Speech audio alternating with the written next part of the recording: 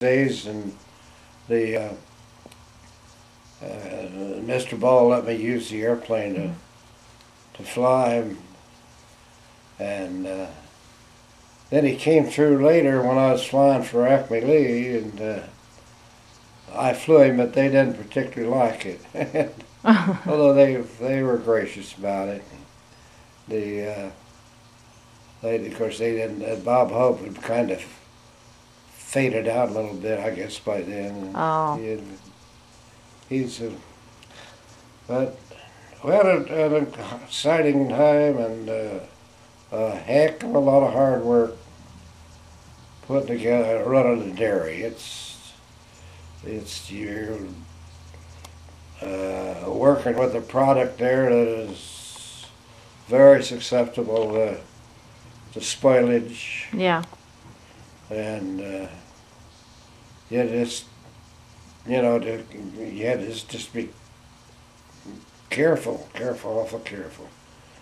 I run around out in the country picking up milk from the farmers for the most part, and worked in the dairy when you got off your milk route for a while. And usually wound up about 2 o'clock and getting the milk all in and processed and bottled and in the cooler and ready for the next day. And then the route people, they come in about, in those days we had home delivery, and they'd come in about 4 real early in the morning and load up. We'd have their loads ready for them, and they'd write out what they wanted, and we'd have them stacked together. They'd get up and go out and load them. And the dairy turned out to be pretty successful, really. I think we sold to Cavalt Dairy. Mm-hmm. I remember that. I remember hearing that. Yeah. I remember hearing that. Yeah. Yeah. Now, I heard that sometimes you would be bottling milk and you would hear an airplane. And I heard stories from Grandma that you would go out and watch the plane. What happened when you did that? The bottles come crashing down. Had a big, long, probably 30-foot long bottle washer that it took 4 at a time. It run about not quite that fast, but and then they come outside and on the rail and under the bottling machine, and so you had to keep things moving.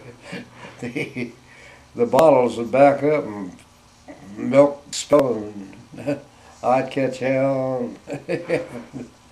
We started out, we seemed to do a lot of bottling at night.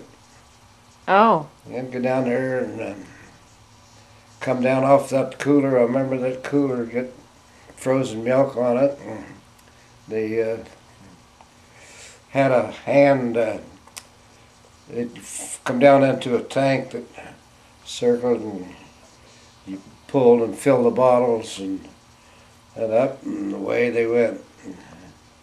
That, like I say, Dad started the dairy, Whitney Dairy. I can't tell you what year that was. I was about, I suppose, 12 or 14, somewhere in that area. Okay. All right. And well, you were born in 1919, so that says that was probably in the early 1930, maybe. Yeah. Yeah, in the 30s. Yeah. Now, do you remember your first airplane that you owned? That I owned? Yeah. Yeah, I crashed it. Yeah. Well, that was I had it right on the tip of my tongue. I bought it, and it's just an old junker. And Mom said I'd get hurt in that thing, and she was right. I was in a fracture bed. And hospital for weeks. I really got banged up bad. Charlie Brown, which was his real name, was he got killed in it.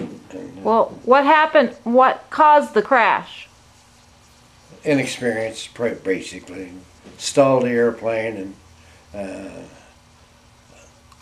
Charlie kind of froze on the controls, but I never did. You know, I don't know what was wrong with him, but I didn't never want to blame him, you know, for the whole thing.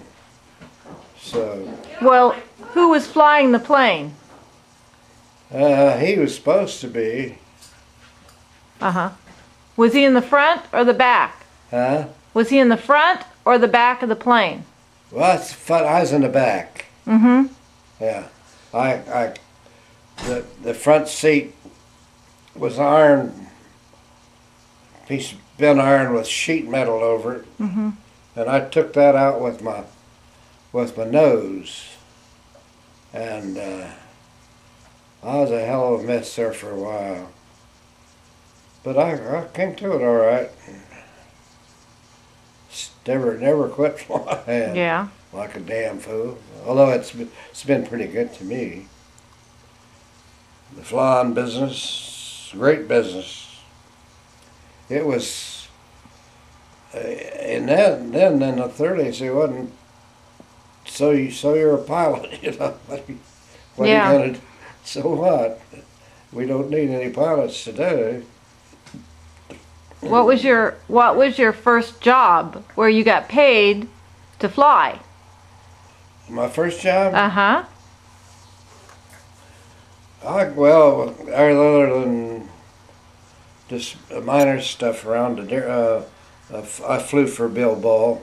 Was that your first job? Was that your first job? First professional job. Oh, was yeah. it? Okay. Mhm. All right. Yeah. Yeah, I didn't know that. Yeah, me and William got along pretty good.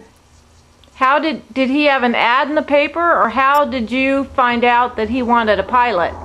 Huh? How did you find out about the job? Well, I don't. Oh, insurance man Jim Kennedy was involved in that.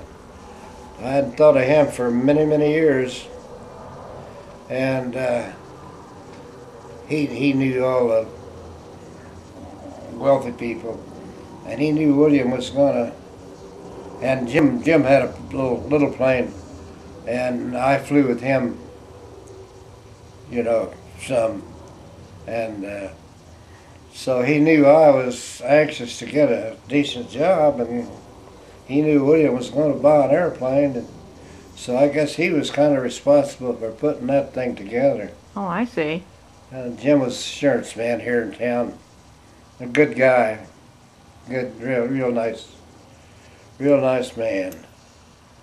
Now, Dad, tell me what you did during the war, because you couldn't go into the, you couldn't be in the Army because of your injuries, right? So you went, was it to Michigan and taught flying?